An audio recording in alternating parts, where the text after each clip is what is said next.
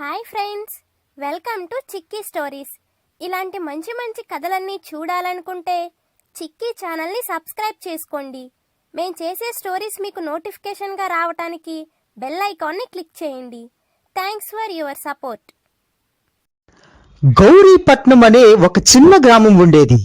ఆ గ్రామంలో కాంతం, కోమలి అనే ఇద్దరు అత్తాకోడళ్ళు ఉండేవారు. వారి ఇద్దరికి ఒకరంటే ఒకరికి ఇష్టం లేకపోయినా వాళ్ళ కుటుంబం అన్నా వాళ్ళ ఇల్లు అన్నా వాళ్ళకి చాలా ఇష్టం. కాంతమ్మ భర్త పేరు కోటయ్య, కోమలి భర్త పేరు మాధవ్. కోటయ్య చిన్న కిరాణా షాపు నడిపిస్తూ జీవనం సాగిస్తూ ఉండేవాడు. తనకు వచ్చిన కంతో కాస్తో సంపాదనతోనే కొడుకుని చదివించుకున్నాడు. ఆ దేవుడు దయ వల్ల కొడుకుకి ఉద్యోగం వచ్చింది. దానితో బంధువుల్లో పెళ్ళైన కోమలినిచ్చి పెళ్లి చేశారు. పెళ్లి అయిన కొత్తలో అత్తాకోడలిద్దరూ చాలా అన్యోన్యంగా ఉండేవారు. కాలక్రమేణా వాళ్ళ ఇద్దరి మధ్య ప్రేమానురాగాలు తగ్గిపోయాయి, పగ ద్వేషాలు పెరిగిపోయాయి. ఒకరోజు అత్త తొందరగా లేచింది. కోడలు తెలివిగా ఉన్నా సరే ఇంటి పనులు అత్తే చేసుకుంటాదిలే అని మొండిగా మంచంపై పడుకొని ఉంది. కోడలా, బారిడి పొద్దెక్కింది, ఇంకా దున్నపోతులా పడుకొనున్నావే, లేవే, లెగు. నీ రోజు చేసయ్యా, నీ సిరసును దీపం పెట్టా, నీ జిమ్మడిపోను, నీ బుగ్గెత్తయ్యా, లేవే. మొదలెట్టింది తెల్లారికే. దీని తల దగ్గర కూర్చుని ఏడ్చే రోజు ఎప్పుడొస్తాదో, దీని బుగ్గెత్తు పుయ్య నన్ను బ్రతకనివ్వట్లేదు అని మనసులో అనుకొని నిద్ర లేచినట్టు నటించి కోమలి బయటకు వచ్చింది. ఏంటత్తయ్య అప్పుడే లేపేశారు, కాసేపు పడుకోనివ్వచ్చు కదా. ఒసే ఒసే, నోరు ముయ్యవే, టైం 8 అయింది. నా మొగుడు నీ మొగుడు పనికి వెళ్లే టైం అయింది. వాళ్ళు టిఫిన్ ఎప్పుడు వండుతావు, క్యారేజ్ ఎప్పుడు కడతావు? అత్తయ్య, ఈ రోజుకి వాళ్ళు బయట తినేమందాం. మనం ఏదైనా హోటల్కి వెళ్ళి టిఫిన్ భోజనం తెచ్చుకుందాం. ఒసే బద్దకిస్తానా, ఇలా రోజుకి టిఫిన్ అని భోజనం అని హోటల్ పైన పడి తింటుంటే మన సంసారం మొత్తం గంగలో కొట్టుకుపోతుంది అని చెప్పి వీరిద్దరూ గొడవ పడుతూ ఉన్నారు. వీళ్ళు ఇద్దరు ఇలా గొడవ పడుతూ ఉండగా తండ్రి కొడుకులు ఇద్దరు అక్కడికి వచ్చారు.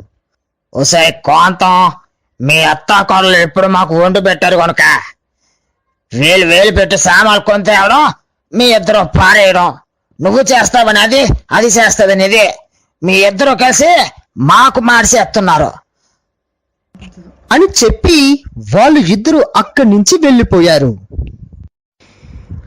ఒసే, ఇప్పుడు నీకు సంతోషమా?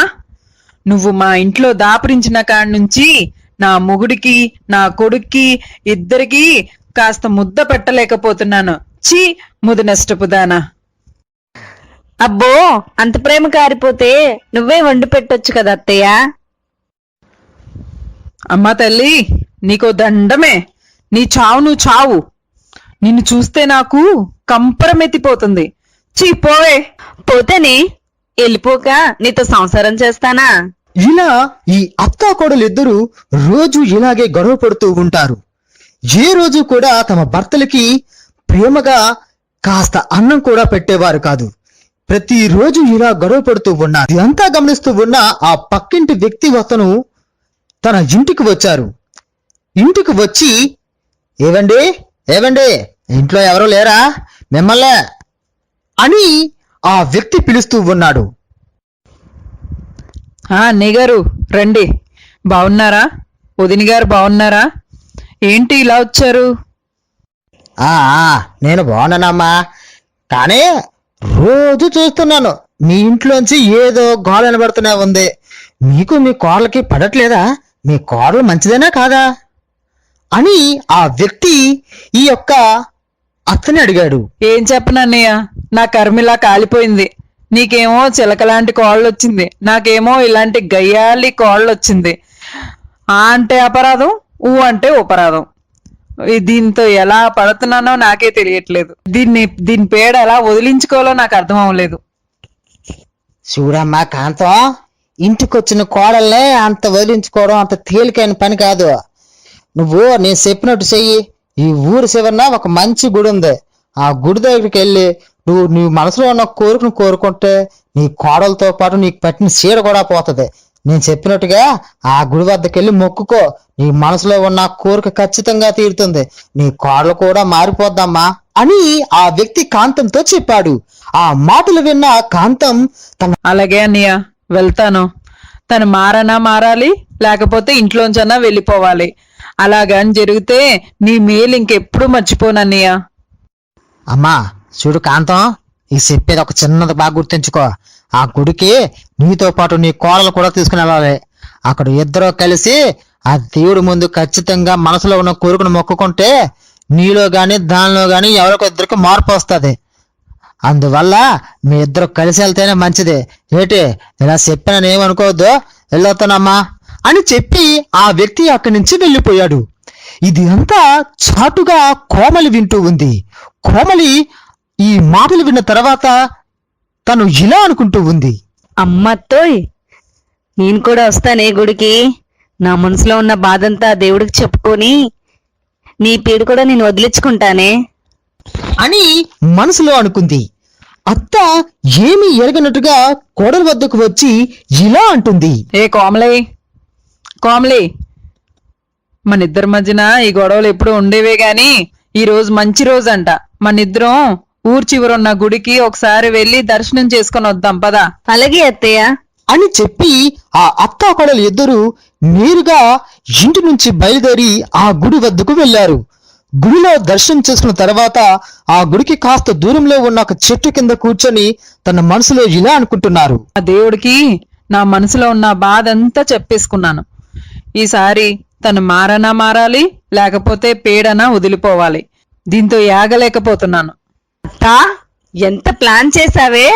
ఆ దేవుడితో చెప్పి నన్ను ఇంట్లో నుంచి వదిలించుకోవడానికి. నేను అంతే ప్లాన్ చేశాను, నీ పేడ ఎలాగైనా వదిలించుకోవాలని. అని వీళ్ళు ఇద్దరు ఆ చెట్టు కింద కూర్చొని తన మనసులో అనుకుంటూ ఉన్నారు. ఇది అంతా ఆ చెట్టుపై ఉన్న ఒక దెయ్యం గమనిస్తూ ఉంది.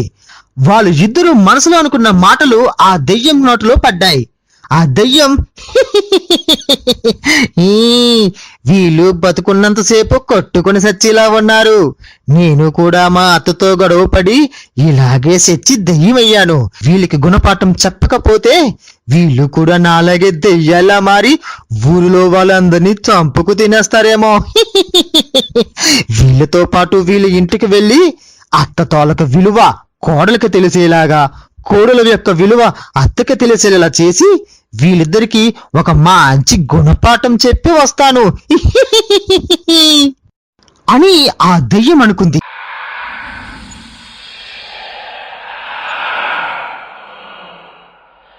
రామాపురం అనే ఒక అందమైన గ్రామం ఉండేది. ఆ గ్రామంలో రాము, తన భార్య, ఇద్దరు పిల్లలు కలిసి జీవనం సాగిస్తూ ఉండేవారు. ఆ గ్రామానికి సమీపంలో ఒక ప్రభుత్వ పాఠశాల కూడా ఉండేది. వాళ్ళ ఇద్దరు పిల్లలు ఆ బడిలోనే చదువుకుంటూ ఉండేవారు. ఒక పిల్లవాడు 8వ తరగతి, మరొక పిల్లవాడు 4వ తరగతి.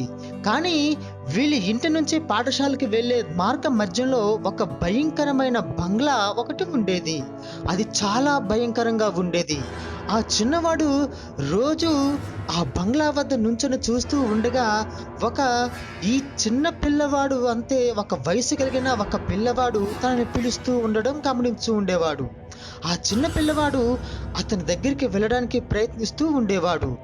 వెనకతల నుంచి వాళ్ళ అన్నయ్య హఠాత్తుగా వచ్చి ఆ చిన్న పిల్లవాడిపై గట్టిగా అరిచేవాడు. నీకు అర్థం కావట్లేదా? అమ్మాయి అక్కడికి ఎప్పుడూ వెళ్ళవద్దంది, అది చాలా ప్రమాదం అంట అని అన్నయ్య ఆ తమ్ముని మాటలతో భయపెట్టి ఇంటికి లాక్కొని వెళ్తూ ఉండేవాడు. ఆ భవనం అంటే ఆ ఊరిలో ప్రజలందరికీ చాలా భయం. ఎందుకంటే ఆ భవనంలో ఏయో దెయ్యాలు, పిశాచాలు ఆ భవనంలో నివసిస్తూ ఉంటున్నాయని వాళ్ళ అందరికీ నమ్మకం. ఒకరోజు పాఠశాల నుంచి తిరిగి వచ్చేటప్పుడు వాళ్ళ అన్నయ్య రావడం చాలా ఆలస్యమైంది. ఈ చిన్నవాడు అన్నయ్య ఎప్పుడు చూసినా ఆ బంగ్లా వద్దకు వెళ్ళడం లేదు, నన్ను ఆ బంగ్లాలో ఒక చిన్న పిల్లవాడు రోజు ఆడుకోవడానికి పిలుస్తున్నాడు, వీడు చూస్తే నేను లోపలికి వెళ్ళనివాడు, ఈ రోజు వీడు రాకముందే ఆ బంగ్లా వద్దకు వెళ్ళి ఆ అబ్బాయిని కలుస్తాను అనుకొని ఆ బంగ్లా వద్దకు వచ్చాడు. ఆ పిల్లవాడికి ఎదురుగా ఒక చిన్న పిల్లవాడు, రా నాతో ఆడుకుందాం, నాతో రా, నీకు ఆటలాడిస్తాను అని ఒక బంతిని ఆ చిన్న పిల్లవాడి వైపు విసిరాడు. ఆ బంతిని తీసుకొని, అబ్బా ఈ బంతి చాలా బాగుంది, నాకు ఈ బంతి అంటే ఎంతో ఇష్టం, నువ్వు రోజు ఇక్కడే ఉంటావా అని ఆ బాల్ను చూస్తూ ఉన్నాడు. ఆ బాల్ను చూసేసరికి ఆ బాలు పైన ఏదో రాసి ఉంది. అది చూస్తే ఇలా ఉంది, నేను నీతో ఆడుకోవాలనుకుంటున్నాను, నాతో వస్తావా అని అక్షరాలతో రాయడం కనిపించింది. అది చూసి ఆ పిల్లవాడు తనలో తాను ఇలా అనుకుంటున్నాడు, నువ్వు నాతో మా ఇంట్లోకి రా ఆడుకుందాం, లేదు మీ ఇంట్లోకి వెళ్ళకూడదని మా అమ్మ చెప్పింది, ఈ భవనంలో దెయ్యాలు ఏవో ఉన్నాయంట, అలా అయితే నా బంతిని నాకు తిరిగి ఇచ్చేయి, నువ్వు నాతో ఆడవద్దు, నేను మా ఇంటికి వెళ్ళిపోతాను, నా బంతిని నాకు ఇచ్చేయి అన్నాడు ఆ పిల్లవాడు. అది విన్న ఈ చిన్న పిల్లవాడు, సరే సరే ఈ బంతి చాలా నచ్చింది నాకు, సరే నీతో ఆడడానికి నేను సిద్ధంగా ఉన్నాను, ఇప్పుడే నీతో ఆడుకుంటాను అని చెప్పి ముందుకు నడుస్తూ వెళ్తున్నాడు. ఆ భవనం యొక్క గోడను దాటేసరికి ఆ చిన్న పిల్లవాడు కన్నయ్య వెనక నుంచి వచ్చి, ఏం చేస్తున్నావు నువ్వు అని గట్టిగా అరిచాడు. ఈ చిన్న పిల్లవాడు ఆ బంతిని తన జేబులో దాచేసుకున్నాడు. వెంటనే ఆ దయ్యం అక్కడి నుంచి మాయమైపోయింది. ఏం చేస్తున్నావు నువ్వు, అమ్మ ఇక్కడికి వెళ్ళొద్దని చెప్పింది కదా, ఈ భవనంలో పిశాచాలు దెయ్యాలు ఉన్నాయి, ఆ విషయం నీకు తెలీదా, నిన్ను చంపుకు తినేస్తాయి, అమ్మకు తెలిస్తే కోప్పడుతుంది, లేదు ఇక్కడ ఒక చిన్న పిల్లవాడు రోజు ఆడుకోవడానికి రమ్మంటున్నాడు, ఇదిగో ఇక్కడే ఉన్నాడు, కావాలంటే చూడు అని చెప్పాడు. అక్కడ ఎవరూ లేరు, కావాలంటే చూడు, ఏ పిల్లవాడు లేడు, నువ్వు ఏదో భ్రమలో ఉన్నట్టున్నావు, అయినా సరే ఇక్కడ ఎక్కువ సమయం మనం ఉండకూడదు, ఇది ప్రమాదకరమైన భవనం అని అమ్మ చెప్తూ ఉంది, మనం త్వరగా ఇంటికి వెళ్ళిపోవాలి, నువ్వు నేను చెప్పినట్టు చెయ్యు, సరే ఏంటో ఆ పిల్లవాడు రోజు కనిపిస్తాడు అని చెప్పి వాళ్ళ అన్నయ్య ఆ పిల్లవాడిని ఇంటికి తీసుకుని వెళ్ళిపోయాడు. రాత్రి సమయం అందరూ భోంచేసి తమ తమ గదుల్లో పడుకొని ఉన్నారు. అందరూ చాలా గాఢ నిద్రలో ఉన్నారు. అప్పుడు ఆ పిల్లవాడు జేబులో ఉన్న బంతి కాస్త ఒక్కసారిగా తన జేబులోంచి బయటకు వచ్చి వెళ్తూ ఉంది. ఏవో శబ్దాలు వినిపిస్తున్నాయి, అరుపులు కేకలు లాంటివి వినిపిస్తున్నాయి. చూసావా, ఏవో శబ్దాలు వినిపిస్తున్నాయి, నీకేమైనా వినిపించాయా అని ఇంట్లోకి వచ్చి చూశారు. పిల్లలిద్దరూ ఆడుకోలేదు, పడుకొనే ఉన్నారు, మనం ఏదో భ్రమ పడినట్టున్నాం, అవునవును మనం భ్రమే పడ్డాం, పిల్లలిద్దరూ చక్కగా పడుకొని ఉన్నారు అని చెప్పి ఇంట్లోకి వచ్చారు. అతనికి ఒక విచిత్రమైన ఆకారం నీడలాంటిది కనిపించింది. అక్కడ ఎవరో ఉన్నారు చూడు, నాకు ఏదో మన ఇంట్లో తిరుగుతున్నట్టు అనిపిస్తుంది, నీకు కనిపిస్తుందా అన్నాడు. కొద్దిసేపటికి వాళ్ళిద్దరూ మళ్ళా గాఢ నిద్రలోకి వెళ్ళిపోయారు. కొద్ది సమయానికి ఆ పిల్లవాడి జేబులో ఉన్న బాలు బయటికి వచ్చి, నాతో ఆడుకుంటావా, ఓ మిత్రమా నాతో ఆడుకుంటావా అని ఒక శబ్దం వినిపిస్తుంది. ఆ పిల్లవాడు లేచి చూసేసరికి బాలు కాస్త ఒక్కసారిగా గాల్లోకి తేలి మీదకి కిందకి పడుతూ ఉంది. అది చూసిన పిల్లవాడు ఆ బాలును పట్టుకోవడానికి ఆ బంతిని వెంబడించుకుంటూ వెళ్తున్నాడు. నువ్వు ఎంత దూరమైనా వెళ్ళు, నేను నీతో వస్తా, నేను నీతో ఆడుకుంటాను, నాకు ఆ బంతి కావాలి అని చెప్పి ఆ పిల్లవాడు ఆ బంతి వెనకాల నడుచుకుంటూ ఆ రాత్రి సమయంలో ఆ భవనం వద్దకు వచ్చాడు. అక్కడ ఆ పిల్లవాడు నుంచొని ఉన్నాడు. నాకు తెలుసు నువ్వు నాతో ఆడుకోవడానికి వస్తావని, అయినా సరే ఈ బంతి గాల్లోకి ఎలా తేలింది, ఇక్కడ దాకా ఎలా వచ్చింది అని ఆ చిన్న పిల్లవాడు ఆ పిల్లవాడిని అడిగాడు. అది ఒక విచిత్రమైన శక్తి, నా దగ్గర మంత్రాలు అవి ఉన్నాయి, కావాలంటే నీకు కూడా చెప్తాను, నాతో ఆడుకుంటే లోపలికి వస్తే నీకు అన్నీ నేర్పిస్తాను. సరే సరే నాకు నీతో ఆడుకోవడం చాలా ఉంది, కాకపోతే ఉదయం పూట మా అన్నయ్య నీతో ఆడనట్లేదు, సరే ఎప్పుడైనా పోయిందేమీ లేదు, రా మా ఇంటి లోపలికి వెళ్ళి ఈ బంతితో ఆడుకుందాం, నీకు మాయలు నేర్పుతాను. అవునా, నాకు మ్యాజిక్లన్నా ఇలా మాయలన్నా చాలా ఇష్టం, నాకు నేర్పుతావా అని చెప్పి ఆ పిల్లవాడు ఆ ఇంటిలోకి వెళ్ళాడు. అక్కడికి వచ్చేసరికి ఆ చిన్న పిల్లవాడు గట్టిగా నవ్వుతూ ఓ పిచ్చివాడా, నువ్వు నన్ను నమ్మి నాతో వచ్చేసావు, నా రూపం చూడు అని ఒక విచిత్రమైన దెయ్యం ఆకారం ఎత్తాడు ఆ పిల్లవాడు.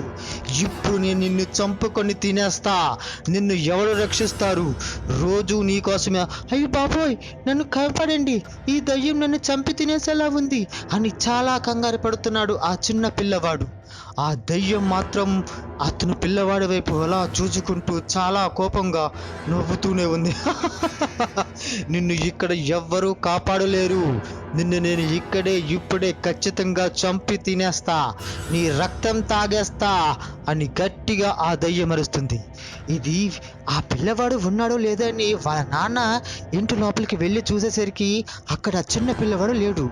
వాళ్ళ అన్నను లేపి, తమ్ముడు లేడు, నేను నిజంగానే చూడలేదు, నాకేమీ తెలీదు, కాకపోతే వాడు రోజు సాయంత్రం ఆ బంగ్లా వద్ద నిల్చొని ఉండేవాడు.